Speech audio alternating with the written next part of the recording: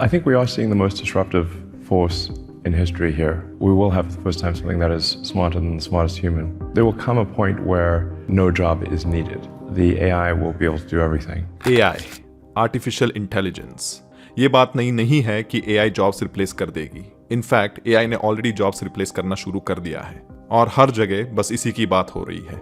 लेकिन AI के असली इंप्लीकेशंस सिर्फ जॉब्स रिप्लेस होने तक सीमित नहीं है। ये बात मुझे तेरी बातों में उलझा जिया इस फिल्म को देखने के बाद स्ट्राइक हुई। जॉब्स रिप्लेस होने से ज्यादा हमें AI से सोसाइटी में आने वाले इम्बैलेंस से चिंतित होना चाहिए।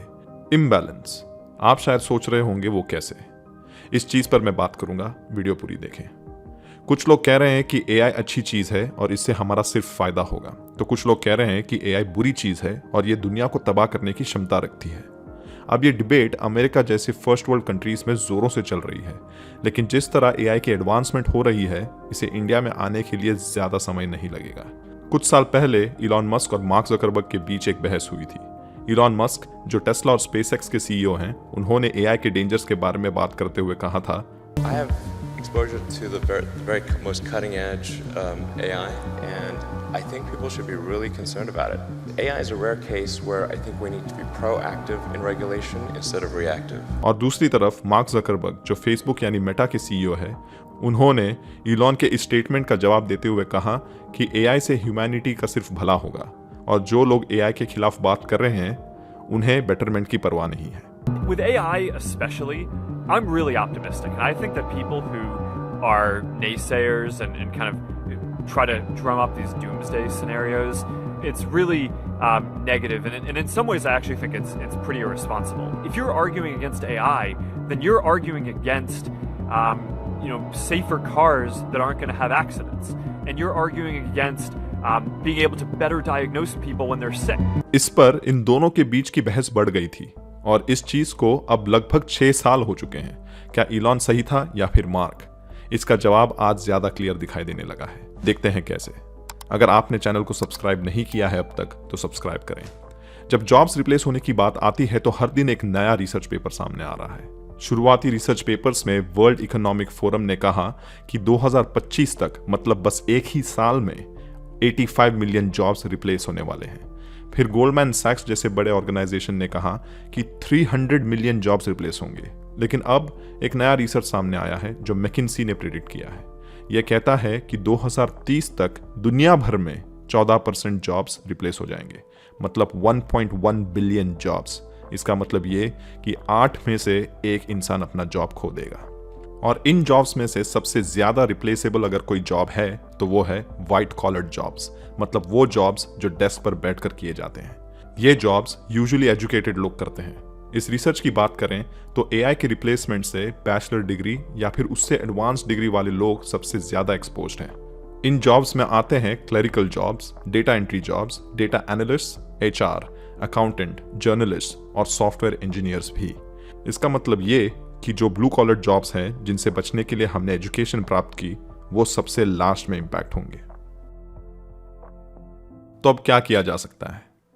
अडैप्ट। ह्यूमैनिटी की हिस्ट्री में सर्वाइवल ऑफ द फिटेस्ट का सिलसिला चलता आ रहा है। चार्ल्स डार्विन के किताब on the origin of species में लिखा गया है कि नेचुरल सिलेक्शन के आधार पर जो अपने एनवायरनमेंट के साथ नहीं बदलता, वो खत्म हो जाता है। अगर AI से रिप्लेस नहीं होना है तो हमें AI का इस्तेमाल करना सीखना होगा। AI is not going to replace humans. Humans with AI will replace humans that don't use AI. Because you can see that in your workflows right now. There was a paper by OpenAI where they estimated 15 to 50% of tasks get automated or improved. लेकिन AI हमारे jobs को replace कैसे करता है? AI को अगर simple तरीके से समझना हो तो इसे ह्यूमन ब्रेन से रिलेट किया जा सकता है। ये हमारे ब्रेन में फायर होने वाले न्यूरॉन्स से सिमिलर है।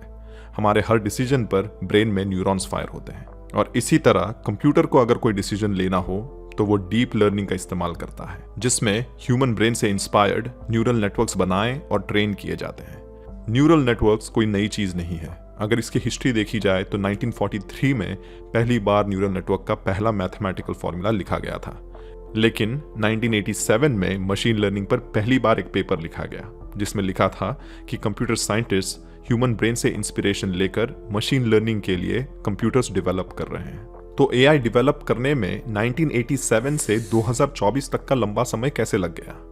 इसका कारण है कि तब हमारे पास न्यूरल नेटवर्क्स को ट्रेन करने के लिए रिसोर्सेस नहीं थे।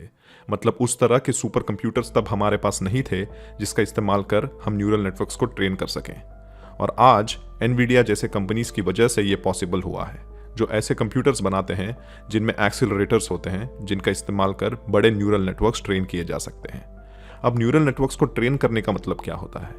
इंटरनेट पर जितने भी इमेजेस, टेक्स्ट या वॉइस इंफॉर्मेशन आज अवेलेबल है, उसे हम डेटा में कन्वर्ट करके मशीन को दे दें तो डीप लर्निंग इस्तेमाल करके वो इसमें से पैटर्न ढूंढना सीख लेती है और इसी को हम ट्रेनिंग कहते हैं। फिर जब कोई नया सवाल मशीन को पूछा जाता है तो वो इस सीखे हुए पैटर्न से एक नया जवाब बनाकर हमें दे देती है और ये पैटर्न सीखने के लिए मशीन को सिर्फ कुछ घंटों की ही जरूरत पड़ती है। अब आप सोच रहे होंगे कि मेरा चैनल तो सिनेमा से रिलेटेड है, तो एआई का सिनेमा से क्या लेना देना? ये क्लिप देखिए।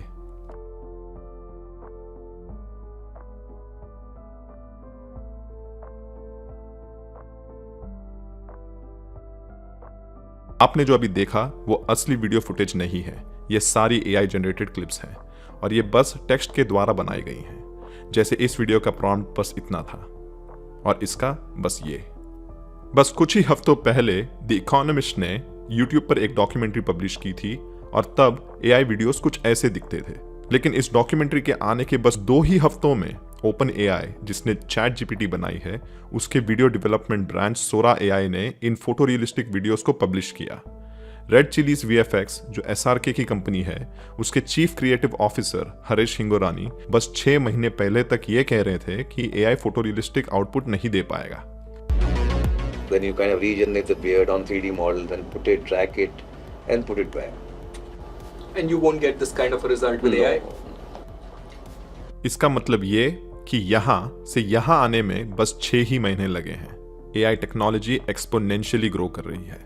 अब सिनेमा में इस वजह से कई सारे बदलाव आ जाएंगे। इनफैक्ट बदलाव आ चुके हैं। टाइलर पेरी, जो दुनिया के टॉप 3 रिचेस्ट एक्टर्स में से एक हैं और हॉलीवुड में एक प्रोड्यूसर भी, उन्होंने सोरा एआई की कैपेबिलिटीज देखकर अपने $800 मिलियन के स्टूडियो का एक्सपांशन रोक दिया और वो अब खुद एआई को अपनी फिल्मों में इस्तेमाल कर रहे हैं। अमेरिका में कुछ समय पहले राइटर्स ऑर्गेनाइजेशन और एक्टर्स ऑर्गेनाइजेशन ने जेनरेटिव एआई पर प्रोटेस्ट कर 5 महीनों तक स्ट्राइक की थी, जिसमें उनका कंसर्न ये था कि बड़े प्रोडक्शन हाउसेस उनको एआई से रिप्लेस कर देंगे और उनको इस चीज से प्रोटेक्शन चाहिए। ये कोई नई बात नहीं है कि राइटर्स को उतना क्रेडिट और पैसा नहीं दिया जाता जितना सिनेमा के बाकी क्रिएटिव फील्ड्स में दिया जाता है, लेकिन अब एआई के आने की वजह से वो भी मिलना मुश्किल हो जाएगा। एक्स्ट्रास, मतलब बैकग्राउंड एक्टर्स जो डेली वेजेस पर काम करते हैं, उनको एआई से रिप्लेस किया जाएगा। इस वजह से बड़े एक्टर्स जैसे अनिल कपूर और अमिताभ बच्चन ने भी अपने लाइकनेस, वॉइस, इमेज पर कॉपीराइट्स हासिल कर लिए हैं। इसका मतलब अब उनके कंसेंट के बिना उनकी लाइकनेस को यूज नहीं किया जा सकता। अब अमेरिका में इन राइटर्स और एक्टर्स के लिए स्टूडियोज ने एक ऐसा कॉन्ट्रैक्ट बनाया जिससे राइटर्स रिप्लेस नहीं किए जाएंगे, लेकिन राइटर्स को एआई इस्तेमाल करने के लिए पूरा क्रेडिट दिया जाएगा। अब सोचने वाली बात यह है कि इंडिया जैसे देश में जहां लॉ एंड ऑर्डर अमीरों को फेवर करती है और जहां बड़े बैनर्स लॉबिंग और बाकी तरह के एक्सप्लॉयटेशंस आसानी से करते हैं, क्या वहां ये आर्टिस्ट सेफ रहेंगे या फिर अपने फायदे के लिए ये स्टूडियोज एआई को एक्सप्लॉइट करेंगे? आज जब ओरिजिनल ह्यूमन कंटेंट बनाया जाता है तो उसे कॉपीराइट प्रोटेक्ट किया जा सकता है, लेकिन क्योंकि सोरा एआई इंटरनेट पर अवेलेबल वीडियोस को मिलाकर बनाया गया है तो इसको कॉपीराइट प्रोटेक्ट नहीं किया जा सकता, क्योंकि इसकी ट्रेनिंग में इस्तेमाल किया गया डेटा किसी एक सोर्स से नहीं आता। क्या इसका मतलब ओरिजिनल इंटेलेक्चुअल प्रॉपर्टी अब सेफ नहीं होगी? There are a lot of new talent will be able to use AI to make films better than Shekhar Kapoor or Steven Spielberg sitting at the house in a slum. You know, somebody sitting in a slum today cannot get a camera, cannot get an actor, cannot get distribution, cannot get all of that because he's a kid in a slum. अब किसी भी film को बनाने के लिए camera, location, actors, writers, makeup artist, CGI, VFX, cinematographer, lighting, director, sound director, producer, इनमें से किसी की भी जरूरत नहीं होगी। कोई भी घर बैठे उस विजुअल क्वालिटी की फिल्में बना पाएगा जो बड़े प्रोडक्शन हाउसेस आज बना रहे हैं। इससे अच्छे राइटर्स और फिल्म मेकर्स का फायदा जरूर होगा, लेकिन मैं समझता हूं यही इसकी बुरी बात भी बन सकती है। टिकटॉक और इंस्टाग्राम रील्स के आने के बाद आज कंटेंट सैचुरेट हो चुका है और एक्सेसिबिलिटी की वजह से आज हर कोई अपने फोन से कंटेंट बना सकता है। इस वजह से मीडियोकर, मीनिंगलेस और टैलेंटलेस कंटेंट भी बढ़ चुके हैं, इतना कि इनके बीच अच्छा कंटेंट खो जाता है उसी तरह एआई की वजह से फिल्मों का मार्केट भी सैचुरेट हो जाएगा और मीडियोकर फिल्मों के बीच अच्छी फिल्में गुम हो जाएंगी। इसे the law of diminishing marginal utility कहा जाता है। जितना ज्यादा कंटेंट उतनी कम एक्सक्लूसिविटी और उतना ही कम लोगों में इसको लेकर इंटरेस्ट। लेकिन मेरा कंसर्न सबसे ज्यादा एआई की वजह से सोसाइटी में आने वाले इस इम्बैलेंस को लेकर है। पहले ये क्लिप देखिए। Well, in a few minutes, I'm going to be interviewing at OpenAI. Have you heard of them? OpenAI? Huh? Sounds vaguely familiar. Kidding, of course. That's incredible, Rocky. What kind of interview? ये है ChatGPT 4o, लेकिन क्या इससे आपको कुछ याद आता है? जब मैंने ये रील पहली बार देखी थी तब मेरे दिमाग में एक फिल्म के फ्लैशबैक्स आए, हर। अगर आपने ये फिल्म देखी है तो आप समझ जाएंगे कि मैं ऐसा क्यों कह रहा हूं। कंसर्न की बात यह है कि ये मूवी 11 साल पहले आई थी और ये सेट है फ्यूचर 2025 में, मतलब ये कि इसकी प्रिडिक्शन स्पॉट ऑन थी। चैट जीपीटी की वर्बल IQ 155 बताई जाती है, मतलब एक एवरेज ह्यूमन से कई ज्यादा। AI आज कॉम्प्लेक्स ह्यूमन इमोशंस को ना सिर्फ समझता है लेकिन रियल टाइम में प्रोसेस करके जवाब भी देता है। लेकिन इस चीज से हमें डरने की जरूरत क्यों है? मेरे वीडियोस में मैं अक्सर मॉडर्न सोसाइटी में होने वाले जेंडर वॉर की बात करता हूं। Feminism, alpha male, sigma male, blue pill, red pill वाली बातें आज के समय में बढ़ती जा रही हैं। जहां एक समय पर ट्रू लव मिलना आसान था, आज वो मुश्किल ही नहीं नामुमकिन सा लगने लगा है। मॉर्गन स्टैनली ने किए गए एक सर्वे में ये प्रिडिक्ट किया गया कि यूएस में 2030 तक 45% औरतें जो 25 से 44 के बीच की उम्र की हैं, वो अनमैरिड और चाइल्डलेस रह जाएंगी। सोशल मीडिया पर कांस्टेंट कंपैरिजन की वजह से इमेजिनेशन और रियलिटी के बीच की लाइन मिट चुकी है। I'm looking for a man in finance with trust fund, 6'5", blue eyes. ये वीडियो एक जोक जरूर है, लेकिन ये फनी इसलिए है क्योंकि कहीं ना कहीं ये आज के जेंडर फीमेल पॉपुलेशन के एक्सपेक्टेशंस की सच्चाई को झलकाती है। हमें ये समझना जरूरी है कि जो ट्रेंड यूएसए में आज दिखाई देती है वो लगभग 10 साल बाद इंडिया में आ जाती है। जब हम सोशल मीडिया पर लोगों की लाइफ को देखते हैं तो जाहिर सी बात है कि हमारे एस्पिरेशंस बढ़ जाते हैं। उनके जैसी लाइफस्टाइल और उनके जैसे पार्टनर पाने की इच्छा बढ़ जाती है। हाई स्टैंडर्ड्स रखने में कोई गलत बात नहीं है, लेकिन आज सोशल मीडिया की वजह से अनरियलिस्टिक एक्सपेक्टेशंस बढ़ गए हैं और ये सोसाइटी में इम्बैलेंस क्रिएट करती है। इंडिया में हुए एक सर्वे की बात करें तो इसकी स्टैटिस्टिक्स ये बताती है कि डेटिंग एप्स पर 90% मर्द हैं और सिर्फ 10% औरतें, और ये औरतें 100 मर्दों में से सिर्फ 4 पर राइट स्वाइप करती हैं।